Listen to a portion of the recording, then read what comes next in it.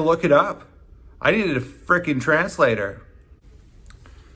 Good evening, I am the Mainly Digger, and this video is going to be so much fun because it is about metal detecting. I could not get out metal detecting today because of the rain, and I had to watch my kids, so I couldn't bring them out in the rain with me, which wasn't fun. I mean, it was fun, I was indoors, but like I couldn't go metal detecting. I wanted to go metal detecting, so I thought about metal detecting all day long.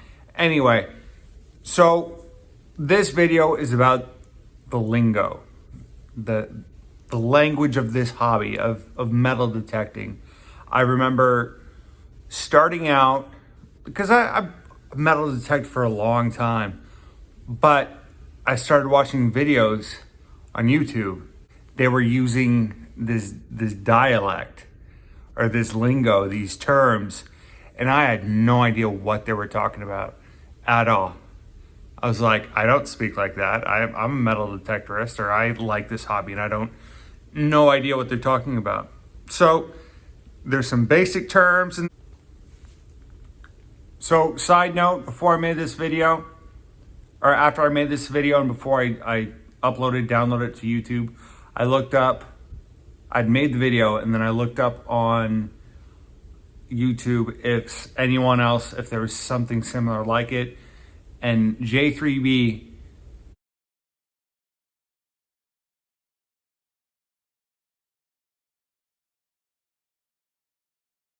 another detectorist, had already done a video like this. So I was like, shoot, what do I do? So I'm gonna do this video. It's different but similar. Same concept. Mine has a story behind it. Go check out his video. I don't know if I'll link it in my video, but he has a similar video. Go check it out. JthreeB, same concept, different video. So my story goes like this. In Fairfield, just got done detecting at Victor Grange.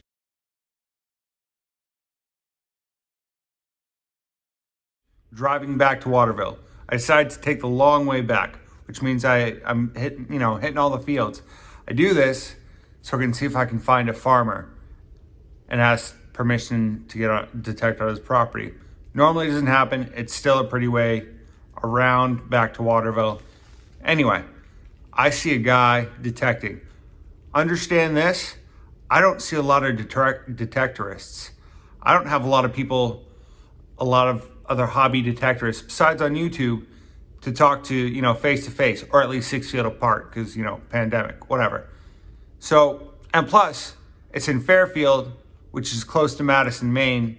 So Madison, Maine, the detectorist, it could have been him.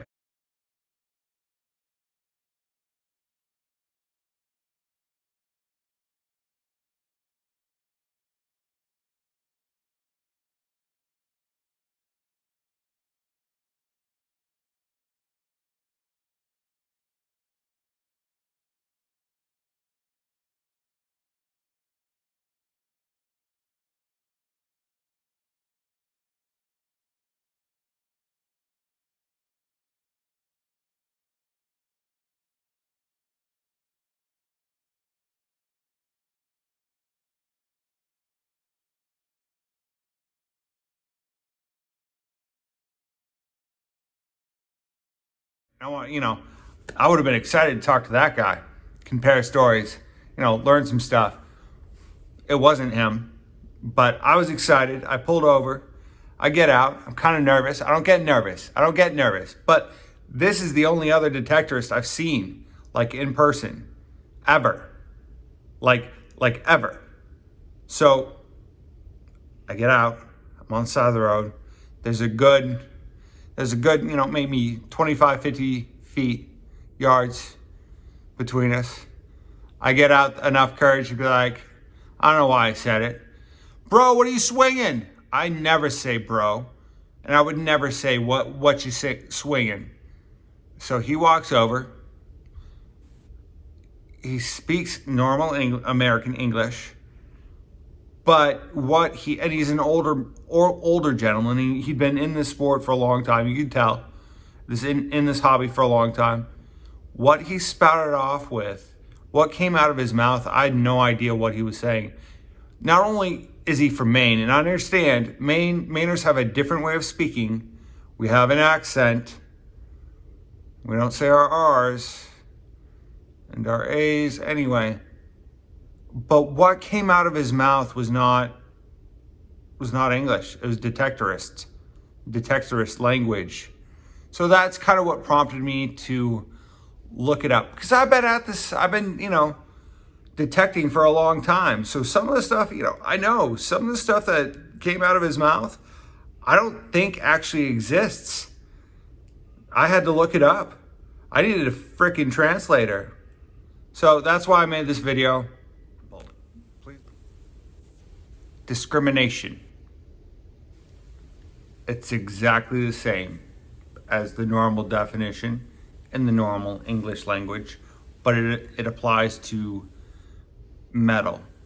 So on your metal detector, you have a switch or a toggle or something that can turn a dial. There we go. Your discrimination up or down. It discriminates, like on the Garrett, I'll use the Garrett for example, against iron. If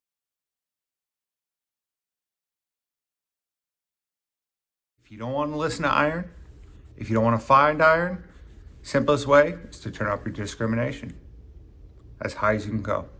That's discrimination. Another key term, an easy term, is the control head. That is the control, like what it's the control box. It's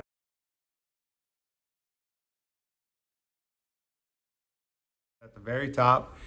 It's what controls the metal detector. You can turn it on. You can turn the discrimination up or down. You can turn the sound up. Whatever, it controls the function of the metal detector. The next term is depth. So you have your coil. Depth is how far down it goes. So at what depth you found an object. Some of a common depth that I go by metal detecting is a foot. It's right around a foot, a little over a foot, a little under a foot. You'll hear detectorists say, I'm digging a plug with a digger.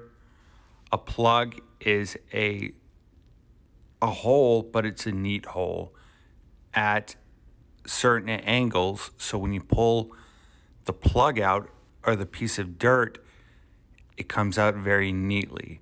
The digger, like this one, this is a hand digger, is what you use. It's very sharp. There's different types of diggers. This one caught me. So there's different types of diggers. A digger can also refer to a shovel. Here I'm trying to, the ground's frozen. Metal detecting terms, they apply to metal detectors.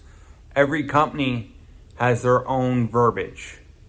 So Garrett metal detectors and MindLab are pretty much the same, and any metal detecting company are pretty much the same, but some of their verbiage is different.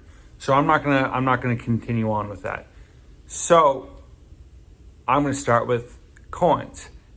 Coins have different names, and detectorists have different name for coins.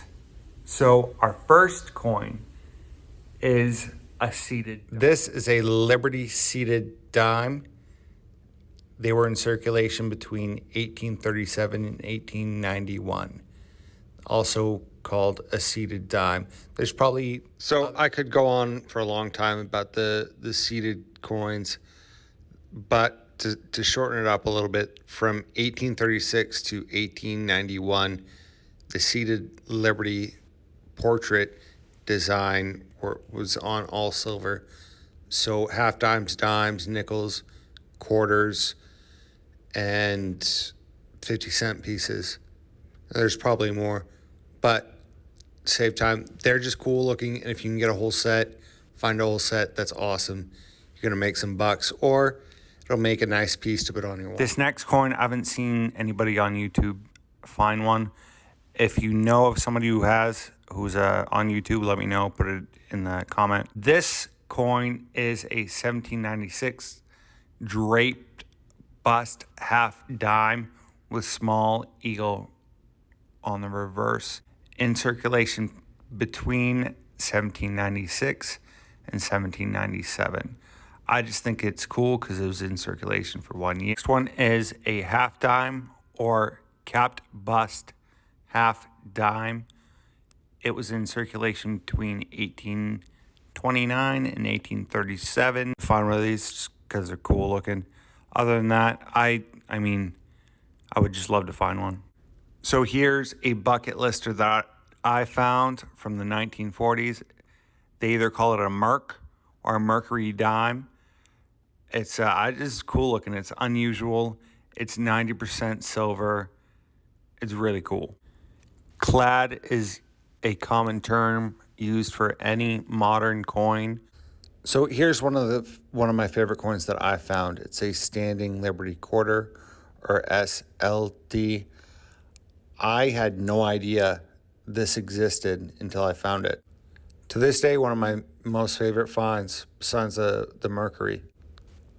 The Walking Liberty half dollar, or it's just called a walker, by Detectorist, was in circulation from 1916 to 1945.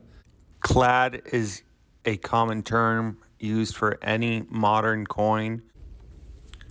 So when I first started watching these videos, I had issues with understanding what they were saying about the coins, and that's kind of what led me to do more research on the coins. Once I found coins to research, so there's so many different terms out there that I'm not going to get all of them, or I could probably make a 2 or 3 part series alone. So I may make another part to this, who knows. All I'm saying is there's so many different terms, and there's such a different style of lingo. Even between regions in the United States, we call things for metal detecting different things. So for me to make a video and say, hey, this is it, this is how it's said, is not, it just wouldn't happen. It's not gonna happen. I'm not gonna hit all the terms or all the slang. So what you need to know is clad, coin spills.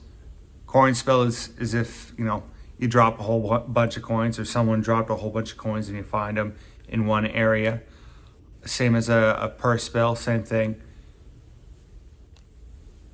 A coin hunter or coin shooter is someone who is only looking for coins. They don't care about relics. A relic hunter is someone who's looking for artifacts or relics from, the 1800s or older, 1900s, whatever. They're looking for relics. Normally iron, anything that has iron in it, like, an axe head or, something old like that. You want to call it whatever you want to call it. Do what you do.